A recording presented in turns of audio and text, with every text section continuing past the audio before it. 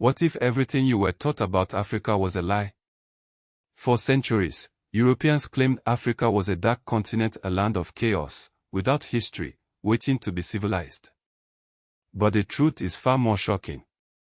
Africa was the cradle of empires so wealthy they destabilized global economies, universities so advanced they dwarfed Europe's, and medical procedures so precise they wouldn't be matched for 100 years. This is the story of how Africa's brilliance was stolen, buried, and rebranded as savagery to justify one of history's greatest crimes. Let's begin in the 14th century, in an empire so rich its king once crashed the price of gold.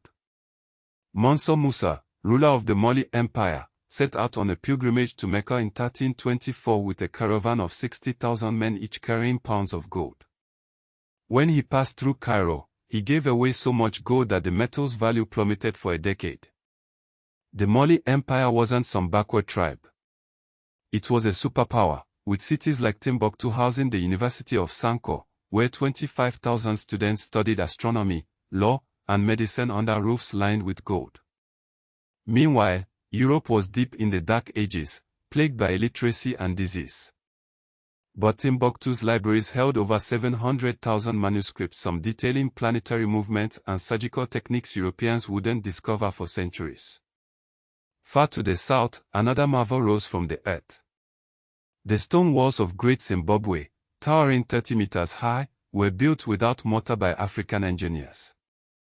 This wasn't some primitive village. It was a bustling trade hub connecting Africa to China and India, its wealth built on gold and ivory. Carbon dating proves it thrived 400 years before Europeans set foot there. And then there's the story colonialists tried hardest to bury.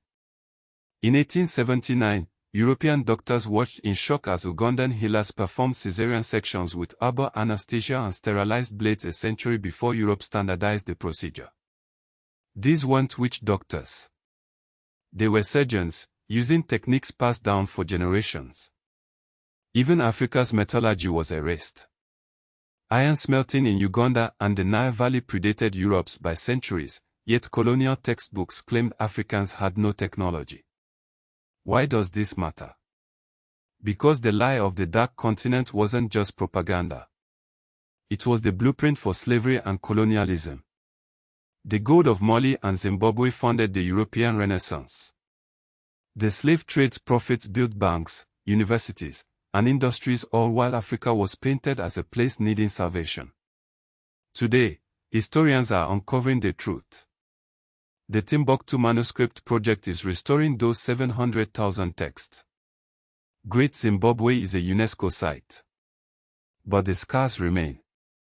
The transatlantic slave trade ripped 12 million people from their homes, erasing cultures and rewriting history. This isn't just about the past. It's about why Africa's potential was stifled, and how reclaiming its true story changes everything. Because if Africa was never dark, then what else have we been lied to about?